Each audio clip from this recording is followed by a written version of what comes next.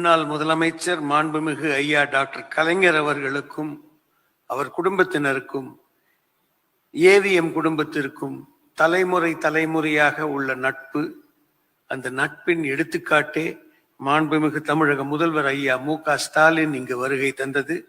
அடுத்தபடியாக அவரை அழைக்கிறேன் புகழஞ்சலி செலுத்த.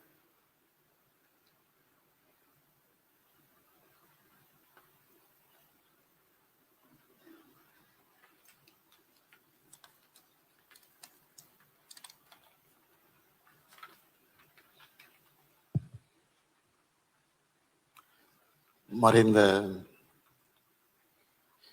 ஏவிஎம் சரவணன் அவர்களுடைய படத்திறப்பு மற்றும் புகழ் வணக்கம் நிகழ்ச்சிகளை கலந்து கொண்டு புகழஞ்சலி செலுத்தி இருக்கக்கூடிய சூப்பர் ஸ்டார் ரஜினிகாந்த் அவர்களே, நாடாளுமன்ற மேலவை உறுப்பினர் கலைஞானி கமல்ஹாசன் அவர்களே, கவி பேரரசு வைரமுத்து அவர்களே, நல்லி குப்புசாமி அவர்களே, இயக்குனர் SP முத்துராமன் அவர்களே, BC குகநாதன் அவர்களே, ஏவிஎம் குடும்பத்தை சார்ந்திருக்கக்கூடிய திரு பாலசுப்ரமணியம் அவர்களே, திரு MS குகன் அவர்களே, திருமதி அருணா குகன் அவர்களே, வருகை தந்திருக்கக்கூடிய மாண்புமிகு அமைச்சர் திரு மா சுப்பிரமணியன் அவர்களே, திரைத்துறையை சார்ந்திருக்கக்கூடிய பிரமுகர்களே, பத்திரிகை மற்றும் ஊடகத்துறையை சார்ந்த நண்பர்களே, உங்கள் அனைவருக்கும் என்னுடைய வணக்கம்.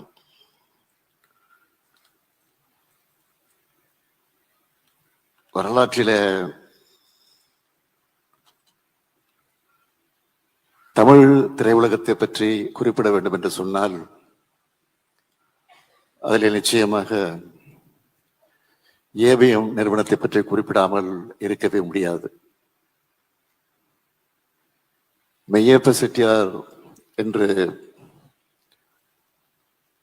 அன்போடு அழைக்கப்படக்கூடிய, இன்னும் சொல்ல வேண்டும் என்று சொன்னால் அவரை எல்லோரும் அப்பச்சி அப்பச்சி என்றுதான் செல்லமாக மரியாதையோடு தைரியமாக அழைப்பது உண்டு. அவருடைய மறைவுக்கு பிறகு அந்த பொறுப்பை தன்னுடைய தோளிலே சுமந்து கொண்டு திரு சரவணன் அவர்கள் இந்த நிறுவனத்தை எப்படியெல்லாம் கட்டி காத்திருக்கிறார் என்பதை பற்றி அவரோடு நெருங்கி பழகி இருக்கக்கூடிய அண்ணன் முத்துராமனாக இருந்தாலும் சரி, நம்முடைய சூப்பர் ஸ்டாராக இருந்தாலும் சரி, கலைஞானியாக இருந்தாலும் சரி, நம்முடைய கவிஞர் வைரமுத்து அவர்களாக இருந்தாலும் அவர் குறிப்பிட்டு சொல்லி இருக்கிறார்கள். நம்முடைய சரவணன் அவர்கள் மயிலாப்பூரில் இருக்கக்கூடிய PS பள்ளியில படித்துக் கொண்டிருந்த போது, அந்த பள்ளியில பேச்சு போட்டி நடைபெற்ற போது அந்த பேச்சு போட்டியில் அவர் கலந்து கொண்டு முதலில்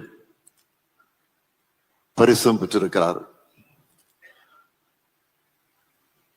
எதற்காக அந்த பரிசை பெற்றார் என்று சொன்னால், முதலில் அவர் கலந்து கொண்டு பேச்சு போட்டியில பராசக்தி வசனத்தை பேசித்தான் அந்த பேச்சு போட்டியில வெற்றி பெற்று அந்த பரிசையும் பெற்றிருக்கிறார். 1967 அறிஞர் அண்ணா அவர்கள் முதலமைச்சராக பொறுப்பேற்றிருந்த போது, அப்பொழுது சென்னையில அரசின் சார்பில் 2வது உலக தமிழ் மாநாடு நடைபெற்றது. அந்த உலக தமிழ் மாநாடு நடைபெற்றுக் கொண்டிருக்கிற போது திரு மெய்யப்ப செட்டியார் அவர்கள் ஏவிஎம் ஸ்டுடியோவில ஒரு விருந்துக்கு ஏற்பாடு செய்திருந்தார். அந்த விருந்துக்கு தலைவர் கலைஞர் அவர்கள், பேரறிஞர் அண்ணா அவர்கள், பல்வேறு அமைச்சர் மக்கள் எல்லாம் அந்த நிகழ்ச்சிக்கு அழைக்கப்பட்டிருந்தார்கள். அப்பொழுது ஏவிஎம் ஸ்டுடியோவில காத்திருந்த கிருஷ்ணன் பஞ்ச் அவர்கள் நம்முடைய சரவணன் அவர்களை தலைவர் கலைஞரிடத்திலே அப்பொழுதுதான் அறிமுகப்படுத்தி வைத்திருக்கிறார். அதற்கு பிறகு பல்வேறு நிகழ்ச்சிகள் நடைபெற்றிருக்கிறது. 1972 ஹலோ மெட்ராஸ் என்கிற மாத இதழை அவர் பொறுப்பேற்று நடத்திய நேரத்தில் அந்த முதல் இதழை தலைவர் கலைஞர் அவர்கள் தான் தொடங்கி வைத்திருக்கிறார்கள். இன்னும் சொல்ல வேண்டும் என்று சொன்னால் 1975 ஏவிஎம் ஸ்டுடியோவில தொழிலாளர்கள் ஸ்ட்ரைக் நடந்திருக்கிறது, வேலை நிறுத்தம் நடந்திருக்கிறது. அந்த வேலை நிறுத்தம் நடைபெற்ற போது தலைவர் கலைஞர் அவர்கள் தான் அதில் முழுமையாக ஈடுபட்டு பேச்சுவார்த்தை நடத்தி ஒரு சுமூகமான முடிவை ஏற்படுத்தி தந்திருக்கிறார்கள்.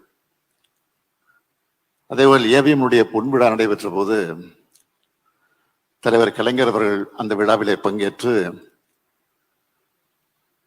பங்கேற்றது உரையாற்றியது மட்டுமல்ல, 190 கேடயங்கள் மேடையில் நின்று கொண்டு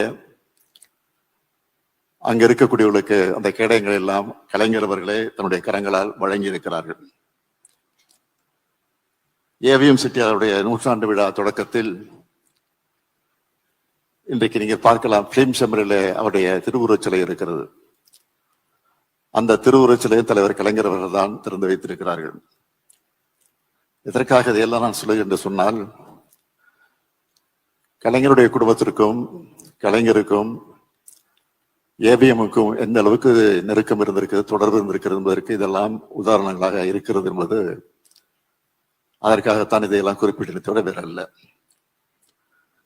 நான் சென்னை மாநகரத்துடைய மேயராக இருந்தபோது கடற்கரை பகுதியிலே நடைபயிற்சிக்கு செல்வது உண்டு. அப்பொழுது நம்முடைய சரவணன் அவர்களும் அவருடைய நண்பர்களோடு அங்கே நடைபயிற்சிக்கு வருவார்கள். நான் அடிக்கடி அவரை சந்தித்து பேசுவது உண்டு. சென்னையெல்லாம் எப்படி இருக்கிறது, எப்படி அதை டெவலப் பண்ணணும் அப்படின்லாம் எனக்கு அறிவுரைகள்லாம் சொல்லி இருக்கிறார். சென்னையில் இருக்கக்கூடிய பாலங்கள், நான் மேயராக பொறுப்பேற்றதை ஒரு 10 பாலங்களை கட்டினேன் என்பது உங்களுக்கெல்லாம் தெரியும், போக்குவரத்து நெரிசலை குறைப்பதற்காக. இந்த பாலங்களுடைய திறப்பு விழா நிகழ்ச்சிக்கு நான் நேரடியாக சென்று அழைப்புகள் கூட தந்ததில்லை, தபாலில் அனுப்பிச்சு வச்சிருக்கோம். ஆனால் அதை பார்த்துட்டு நிகழ்ச்சி தொடங்குவதற்கு 1/2 மணி நேரத்துக்கு முன்பே அந்த நிகழ்ச்சியில முன்வரிசையில் அமர்ந்திருப்பார். நான் ஆச்சரியப்படுவது உண்டு. நான் பல நேரங்கள் மேடைக்கு அழைப்பது உண்டு அவரை. இல்லை இல்லை, நான் இங்கேயே இருக்கிறேன், சென்னை நகர மக்களுக்கு இது முக்கியம், அதனால தான் நான் இதை முக்கியம் என்ற கருதி நிகழ்ச்சிக்கு வந்திருக்கேன் என்று என்னிடத்தில் அடிக்கடி சொல்வார். அது மட்டும் இல்ல, நான் மேயராக பொறுப்பேற்றிருந்த போது மாநகராட்சியில படித்துக் கொண்டிருக்கக்கூடிய பள்ளி மாணவர்களை எல்லாம் விமானத்துல திருப்பதி வரை அழைத்து செல்வதற்காக ஒரு ஏற்பாடு செய்யப்பட்டிருந்தது. ஏர் இந்தியா மூலமாக அந்த ஏற்பாடு செய்யப்பட்டிருந்தது. அந்த நிகழ்ச்சிக்கு காரணமே நம்முடைய ஏவிஎம் சரவணன் அவர்கள் தான். அவரும் என்னோடு வந்தார்கள். விமானத்தை போய் கொண்டிருந்த போது நாங்கள் பேசிக் கொண்டிருந்தது இப்போது என்னுடைய நினைவிலே பசுமையாக நினைவில் இருக்கிறது. அப்போதுதான் திருட்டு விசிடி பரப்பலாக பேசப்பட்டு கொண்டிருந்தது. அதை பற்றி நாங்கள் பேசிக் கொண்டிருந்தோம். அப்போது சொல்வார், அதெல்லாம் சாதாரணமா போச்சு, அதெல்லாம் கட்டுப்படுத்த முடியாது, நீங்க என்னதான் சட்டங்களை போட்டாலும் அதெல்லாம்